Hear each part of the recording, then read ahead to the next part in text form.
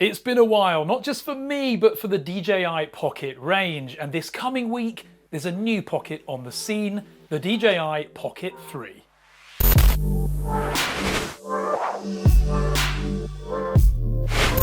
Hi, I'm Ash from DroningON. Hit the subscribe button and all of that stuff. Anyway, on the 25th of October at 9 AM EDT, which is about 3 PM CET, DJI will be launching the successor to the incredible little DJI Pocket. In this video, we're not only going to talk about the specs that we know for sure from the marketing leaks, but also the most important specifications that so far I haven't seen anybody talking about.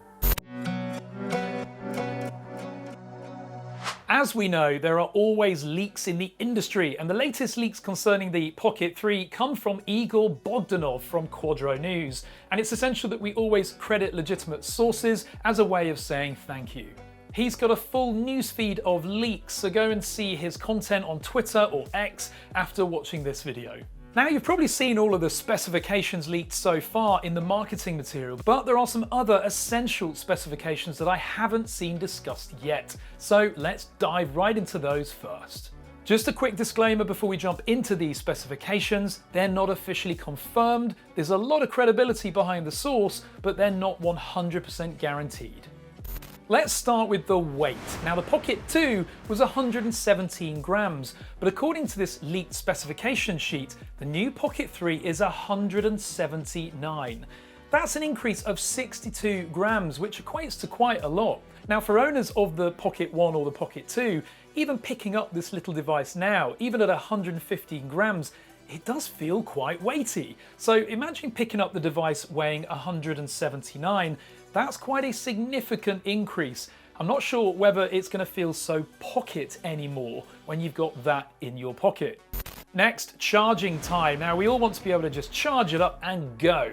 The original Pocket 1 and Pocket 2 took just over an hour to charge fully, but the new Pocket 2 apparently will have a charge time of just 32 minutes to 100%. That's by using the 65-watt DJI PD charger. Now, you'll notice that most power banks these days support PD charging. This is a way of providing high ampage and wattage to devices. It's not included with the Pocket 3, but it is an option, and if you look at the chargers you have with a lot of your current devices, you might find you already own one. Next is ISO, which effectively is exposure. The original Pocket 2 went down to 100, which is about average in the camera industry, but the Pocket 3 apparently will give you a lowest minimum value of 50. Now, realistically, that's not going to make any difference. The step between 50 to 100 on most modern cameras is actually achieved digitally. The lower the ISO when shooting with a camera, the less grainy the video footage, especially during low light. So you could argue that 50 might give you a less grainy image than 100, but it's going to be minimally. And therefore, the value of this is not significant, but it might please some. Next is storage capacity. Now, the Pocket 2 supported officially a maximum size of 256 gig per card. That's not to say you couldn't use a bigger card, but it wasn't officially supported. Apparently, according to these leaked specifications, that steps up to 512 gig. That's not to say, however, you should be using a 512 gig card.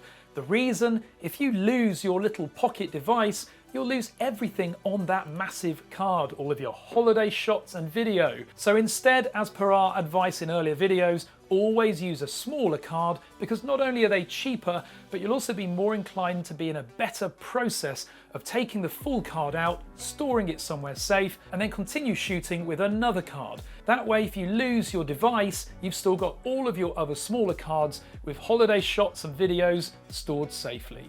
This also mitigates a corrupt card. Imagine you've got a 512 gigabyte card full of all of your holiday shots, and suddenly it's corrupt or broken. You lose everything. Controllable gimbal limits. This is the next topic, and it's quite an important one because it determines how much control you have of the gimbal from the device or the app. According to this leaked specification sheet, the Pocket 3 will have reduced controllable gimbal limits for some of the axes. For example, minus 230 degrees to plus 70 equates to 300 degrees of total movement. But the leak suggests a pan limit of 293 degrees. Now, that's only a small difference of 7 degrees, but it's still a reduction. It means from the app, you won't be able to pan left and right as far as you can with the current Pocket 2. However, for tilt, we actually see an increase from 150 degrees to 190, which of course is really positive. That means the amount of up and down movement you have will be significantly more. The roll axis remains exactly the same at 45 degrees. Now, FOV, field of view, is a really important specification for this camera. The original Pocket was 80 degrees, the Pocket 2 stepped up to 93, and that made a significant difference because it meant that the shots felt more cinematic and usable. We don't know anything at the moment about the Pocket 3's FOV, but I felt it was an important specification value to discuss. I just hope it doesn't step down, and if it steps up, then that might be a negative. This is not a GoPro. We don't need the wide field of view unless they give us the ability to step in and out of that FOV to make it customized to however we want to shoot. So they're the spec discussions from this leaked specification sheet, but now let's talk about the specs that everyone else is already talking about. And these are the specs highlighted and showcased in the DJI leaked marketing material. 1-inch sensor, 4K 120 recording. Now, unlike its predecessor, the Pocket 2, which had a 1/1.7-inch sensor, the Pocket 3 is going to have a full 1-inch sensor. That is quite significant, as you can see by this illustration here, which shows the current 1/17-inch versus 1-inch. A bigger sensor generally means better low light performance and better image quality. Although I have to say the Pocket never really struggled with low light in my opinion, as you can see from this demonstration back when the original Pocket 1 released. Then there's the 120 frames at 4K. Now this is pretty significant. The Pocket always offered pretty good footage, but it was capped at 60 frames per second at 4K with the Pocket 2. So this increase will excite many, especially being able to shoot at 4K 120 and then slow it down in post to get those really cinematic shots. Whilst we're on the camera, the leaked specification sheet suggests that the aperture is f2, which is quite strange because the aperture of the Pocket 2 was f1.8, which is better. It means that more light comes into the sensor and therefore low light shooting is better. But we'll see when it's actually launched as to whether this specification sheet is correct or not. Next is the 2-inch rotatable display. This is pretty neat because the small, tiny screen on the Pocket and Pocket 2 was always a little bit hard to work with. So being able to rotate the screen around to get a full proper aspect ratio is great. It'll also make reviewing your footage far easier too, because it's never really been easy to review footage in this screen. You've had to connect it to the app, so that is lovely.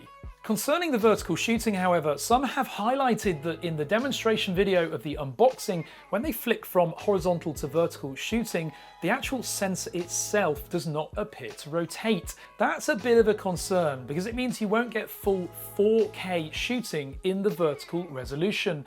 Instead, it might be cropping the image. So actually taking the landscape image and cutting out a small vertical section from the center. That means that the 4K result may be either upscaled to 4K digitally, therefore losing a bit of quality, or it will be a sensor crop. It will be very interesting on launch to see whether that sacrifices any quality.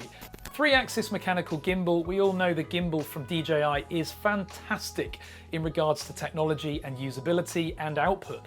However, those limits that might have changed may be a frustration for some if it's fact. ActiveTrack 6.0, boy has this technology evolved, and DJI, it's probably time to give it a new name because we're now at version 6, it needs something a bit fancy. But I do always struggle with ActiveTrack on the Pocket. I have tried it before with some videos, even on this channel. The viewers found it frustrating when the camera is constantly face tracking you around. They seem to prefer more of a fixed view like this. So whether it's valuable for some consumers depends on really how they're using it. But for vlogging or presenting like this, I don't tend to use face tracking. D-Log and 10-bit support. Now this is only really going to appeal to the professional videographer or photographer. It means you can shoot the video footage pretty raw and then color grade it in post. But to be honest, if those are features that you're going to be using, it's highly unlikely that you'll be buying the Pocket 3 anyway. This is for the consumer, not the prosumer, but feel free to comment below if you disagree. Finally, stereo recording, which was introduced in the Pocket 2 as well. That was a massive add-on from the original Pocket 1, very popular, but the audio's never been great from the Pocket. So if you really want to use this seriously, use a little lapel mic add-on, for example, the DJI Mic Set or the Rode Wireless Go.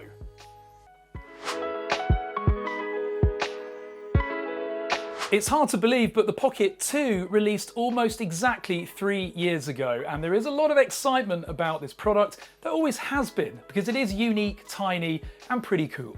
Now, I do have a lot of affection towards the Pocket range because back in 2018, DroningON was one of the first review channels to actually get hands on one and test it 3 months prior to release, even contributing to evolving the firmware on launch. It really is an amazing, innovative little device, and when I was testing it in my home city of Bristol at the time, I had a lot of very interesting looks from passerbys when I was walking around. And I took it everywhere, even to Dubai, to test it, not only from video quality, but also slow motion. Then in 2020 came the DJI Pocket 2 with an increased FOV, and that resolved a lot of the issues that I had with the original product, because the video looked far more cinematic with its increased FOV. It is genuinely a tiny, handy little device, and it does fit in your pocket to the point where you don't really know it's there. Although for such a small device, it is still a little bit weighty, even at 116 grams. Personally, I barely use the DJI Mimo app. I found it clunky, a little bit slow and cumbersome.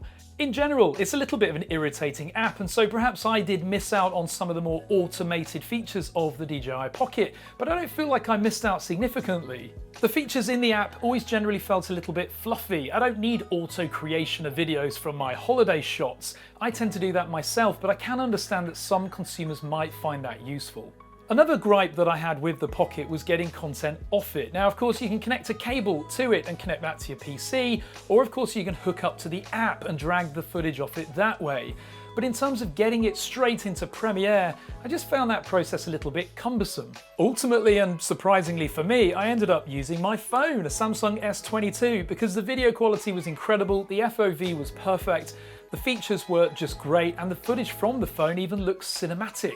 Plus, from the phone itself, I can immediately upload the footage straight to Google Drive, download it, and put it into Premiere, or even edit it on the phone itself. This workflow just started to feel easier for me for getting content online quickly, rather than using the Pocket. If the Pocket 3 had an integration directly into Google Drive from the Pocket itself, perhaps via Wi-Fi, then that would be fantastic for me. It would be an immediate game changer. But if nothing's changed about the connectivity mechanism, then I might stick with what I'm doing now. And then there's the Osmo Mobile 3, which at first I didn't like, but actually now I stick my phone into this device and it just makes what I can do with my phone even better.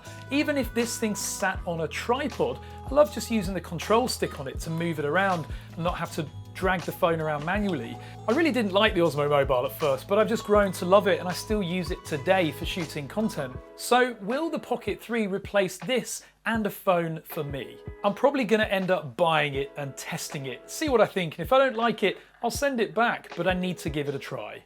So there you have it, they're the official and unofficial specifications, and on this release, I have to comment I am undecided. There's always been a lot of excitement for the Pocket 3, and I think that many thought that DJI had decided to dump the idea, but they haven't. It's coming out next week. So comment below with your thoughts on this.